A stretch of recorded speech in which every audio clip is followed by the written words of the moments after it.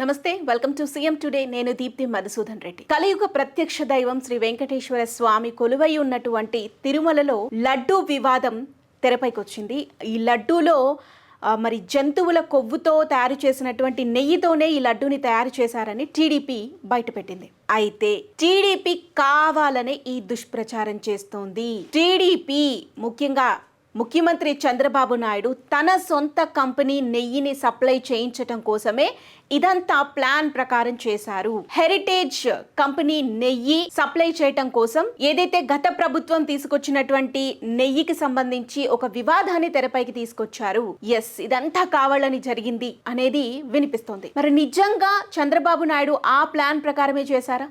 ఇంకొక మాట కూడా, ఈ 100 రోజుల పాలనలో జరిగినటువంటి తప్పులని కప్పిపుచ్చుకోవటానికి ఇప్పుడు 100 రోజులు అయిపోయింది కాబట్టి ప్రతి ఒక్కరు ఈ 100 రోజుల్లో ఏం చేశారు, ఏం చేయలేదు, మంచి ఏంటి చెడేంటి అని మాట్లాడుకుంటూ ఉంటారు.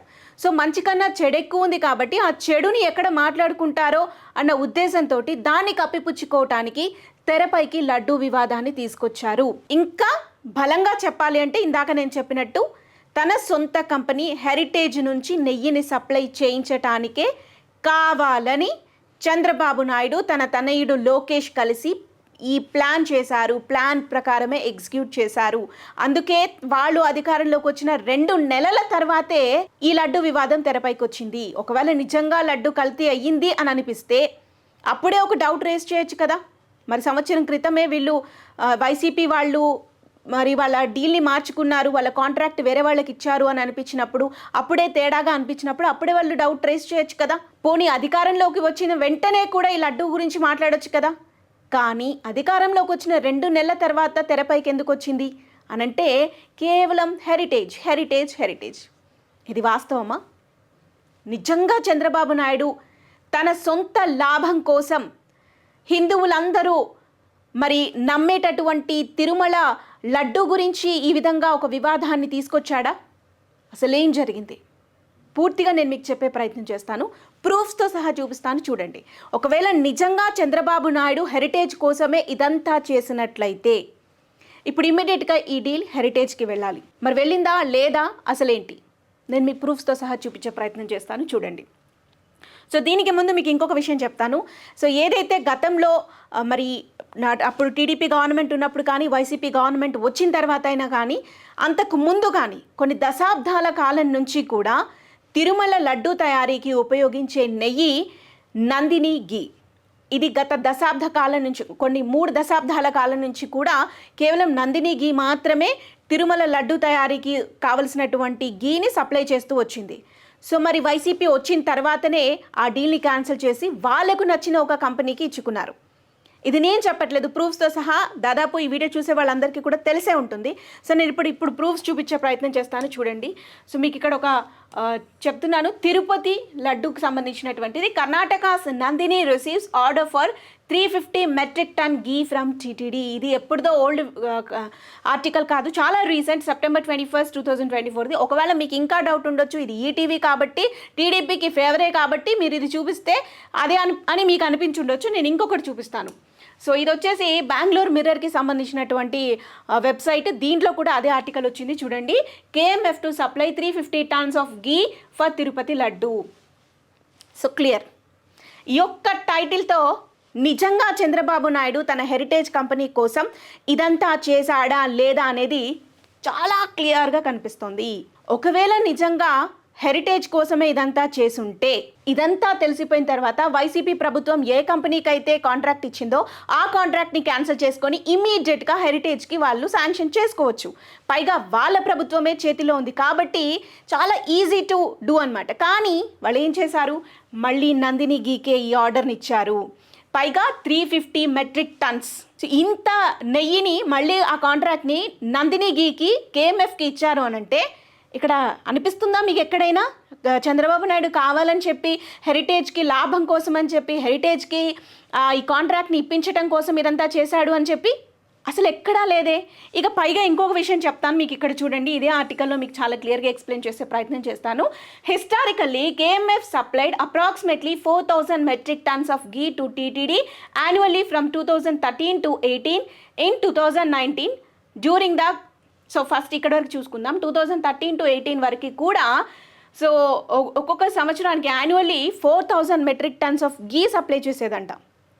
ఒక సంవత్సరానికి 4000 మెట్రిక్ టన్స్. ఇది 2013 నుంచి 18 వరకు.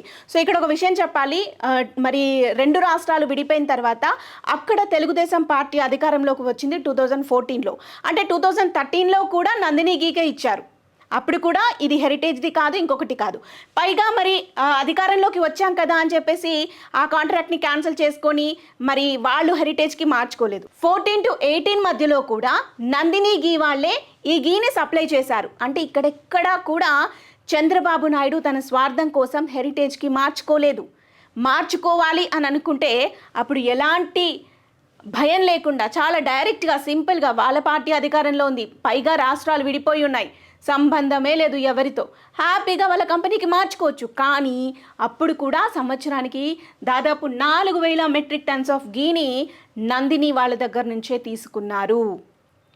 ఇక సో మరి 2013 నుంచి 18 వరకు 4000 మెట్రిక్ టన్స్ ఆఫ్ గీ అక్కడి నుంచి సప్లై అయితే 2019లో వైసీపీ అధికారంలోకి వచ్చిన తర్వాత ఇక్కడ మీరు చూడండి, the supply was reduced to 1700 metric tons. So మరి 13 to 18 మధ్యలో 4000 of metric tons of ghee supply చేసి ఉంటే 19లో వీళ్ళు అధికారంలోకి వచ్చాక ఒక్కసారిగా రెడ్యూస్ చేశారంటే దాదాపు 2300 ఆఫ్ మెట్రిక్ టన్స్ ఆఫ్ గీని తగ్గించేశారు. అంటే ఇక్కడే మనకు అర్థం కావట్లేదా? అంటే వెంటనే దీన్ని ట్రాక్ తప్పించేశారు. వీళ్ళ అధికారంలోకి రావటమే నందిని గీతోని కాంట్రాక్ట్ని క్యాన్సిల్ చేసుకునే పనిలో పడ్డారు అనేది చాలా క్లియర్గా అర్థం కావట్లేదా? అంటే మిగిలిన 2300 ఆఫ్ మెట్రిక్ టన్స్ గీని ఇంకెక్కడి నుంచి తీసుకొచ్చారు? మొన్నటి వరకు ఎలా ఉండేనంటే 2023లో నందిని గీతో కాంట్రాక్ట్ క్యాన్సిల్ చేసుకొని వేరే వాళ్ళకి ఇచ్చారు అనేది అఫీషియల్గా తెలుసు. కానీ వాళ్ళు అధికారంలోకి వచ్చిన వెంటనే కూడా ఆ పని చేశారు. 1700 మెట్రిక్ టన్స్ మాత్రమే ఉపయోగించారు గీకి. అంటే పైగా ఒక్కొక్క సంవత్సరానికి పైగా వెళ్తున్న కొద్దీ తిరుమలకి వెళ్ళే భక్తుల సంఖ్య రోజు రోజుకి పెరుగుతూనే వచ్చింది. సరే 2020లో కోవిడ్ వచ్చింది, ఆ తర్వాత 2021 22 వరకు కూడా తీసుకుందాంలే, అక్కడి వరకు కాస్త తగ్గింది అనుకుందాం, అంటే భక్తుల సంఖ్య తగ్గిపోయింది అనుకుందాం. బట్ తర్వాత పెరిగింది కదా. అంటే అప్పుడు కూడా ఈ విధంగానే వీళ్ళు తీసుకున్నారు అని అంటే ప్లాన్ ప్రకారం ముందు నుంచే వీళ్ళు నందిని కాంట్రాక్ట్ని క్యాన్సిల్ చేసుకోవాలని అనుకున్నారు కదా. ఇక్కడ ఇంకొక విషయం చెప్పాలి, పోనీ వీళ్ళు తీసుకున్నది ఎందుకు, వేరే వాళ్ళకి ఎందుకు ఇచ్చారు అని అంటే జస్ట్ వీళ్ళు ఇచ్చినటువంటి వేరే కాంట్రాక్ట్ ఏదైతే తీసుకున్నారో అక్కడి నుంచి వచ్చే గీ కేజీ 350 రూపీస్.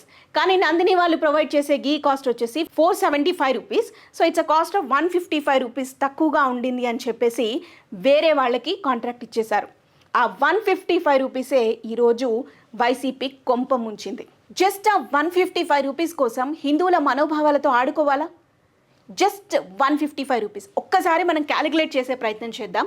155 రూపీస్ రోజుకి ఒక 500 కేజెస్ ఆఫ్ గీ తిరుమల తిరుపతిలో తయారు చేసేటటువంటి అన్నప్రసాదాలు అయితేనేంటి, స్వామివారికి నైవేద్యంగా పెట్టే ప్రసాదాలు అయితేనేంటి, భక్తులకి సప్లై చేసేటటువంటి ప్రసాదాల్లో కానీ ఉపయోగించేటటువంటి నెయ్యి రోజుకి 500 కేజీలు.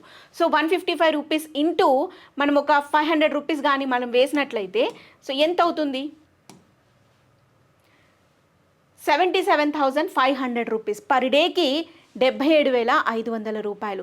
ఇది మల్టిప్లై చేద్దాం, ఒకవేళ 365 రోజులకి ఎంత అవుతుంది అనేది. So 1 10 100 1000 10,000 lakhs 10 lakhs crores 2 crores 82,87,500 rupees. 2 కోట్ల అంటే ఒకవేళ అప్రాక్స్గా 3 కోట్లు వేసుకుందాంలేండి. అంటే సంవత్సరానికి 3 కోట్ల రూపాయల కోసమా? సంవత్సరానికి 3 కోట్లు అంటే 5 సంవత్సరాలకి ఎంత అవుతుంది? తిప్పి కొడితే 15 కోట్లు. 15 కోట్ల కోసమా ఇదంతా చేసింది? హిందువులు ఎంత పవిత్రంగా భావిస్తారు తిరుమల తిరుపతి దేవస్థానాన్ని. స్వామివారు ఈ కలియుగంలో ప్రత్యక్షంగా వెలిసినటువంటి దేవుడు. మనం డైరెక్ట్గా నేరుగా వెళ్ళి ఆయనతో మాట్లాడుకోవచ్చు, ఎలాంటి కోరిక కోరినా కూడా తీరుస్తాడు అని చెప్పేసి ఆయన్ని అలా కొలుస్తూ ఉంటారు. పైగా ఆ లడ్డు ఎన్ని వందల వేల సంవత్సరాల చరిత్ర ఉందో తెలుసా? ఆ లడ్డూని స్వయంగా పద్మావతి అమ్మవారు తన ఎత్తు ప్రసాదంగా తయారు చేసి స్వామివారికి ఇస్తే ఇష్టంగా తిన్నాడట. అప్పటి నుంచి ఆ లడ్డు చాలా ప్రత్యేకం.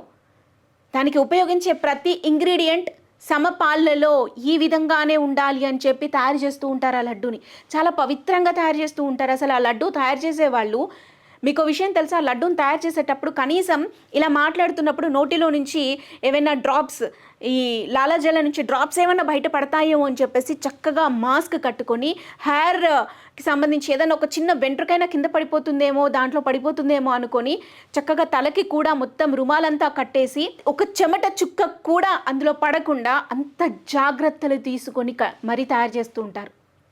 అలాంటి లడ్డూని అపవిత్రం చేయాలని ఎలా అనిపించింది? Just cost of 155 rupees. దానికోసం కాంట్రాక్ట్ వేరే వాళ్ళకి ఇచ్చి ఆ గీలో ఇలాంటి చెత్త అంతా కూడా ఉన్నటువంటి ఒక గీని తీసుకొచ్చి ఒక పవిత్ర పుణ్యక్షేత్రంలో భక్తులకి పంచేటటువంటి నైవేద్యాలలో, స్వామివారికి ప్రసాదంగా పెట్టే నైవేద్యాలలో ఉపయోగించారంటే అంతకంటే దారుణం ఇంకొకటి ఉంటుందా? సో ఇప్పుడు నేను ఈ వీడియో ఎందుకు చేశానంటే, చాలామంది అనే మాట ఏంటంటే చంద్రబాబు నాయుడు ప్లాన్ ప్రకారం చేశారు ఇదంతా అని చెప్తున్నారు కదా. సో అది కాదు అని ప్రూఫ్స్తో సహా చూపించే ప్రయత్నం చేశాను. ఇక్కడ మీకు చాలా క్లియర్గా అర్థమవుతుంది. సో 2013 నుంచి 18 వరకు ఇక్కడ ఒక పాయింట్ నోట్ చేసుకోవచ్చు. 13లో అసలు టీడీపీ గవర్నమెంటే లేదు అధికారంలో.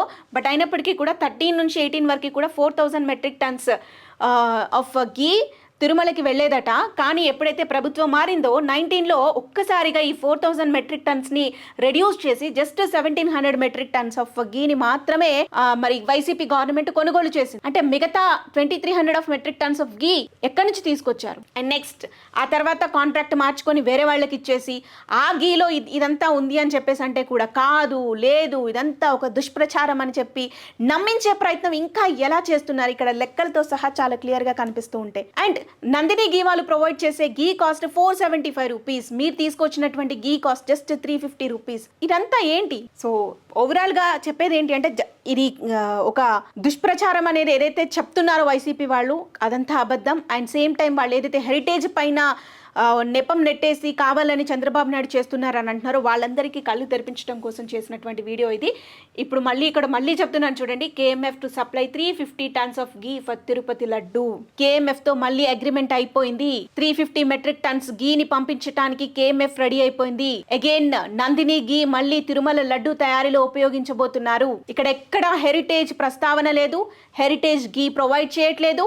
హెరిటేజ్ అసలు తిరుమల సంబంధించినటువంటి ఏ ప్రోడక్ట్లో కూడా ఇన్వాల్వ్ అవ్వలేదు. సో ఇది మీకు చెప్పాలనిపించింది. సో ఈ వీడియో విన్న తర్వాత మీకేమనిపించింది? ఇప్పుడు ఇదంతా వైసీపీ చేస్తున్న దుష్ప్రచారమా, టీడీపీ కావాలని చేసినటువంటి దుష్ప్రచారమా? మీ ఒపీనియన్ని కామెంట్ చేయండి.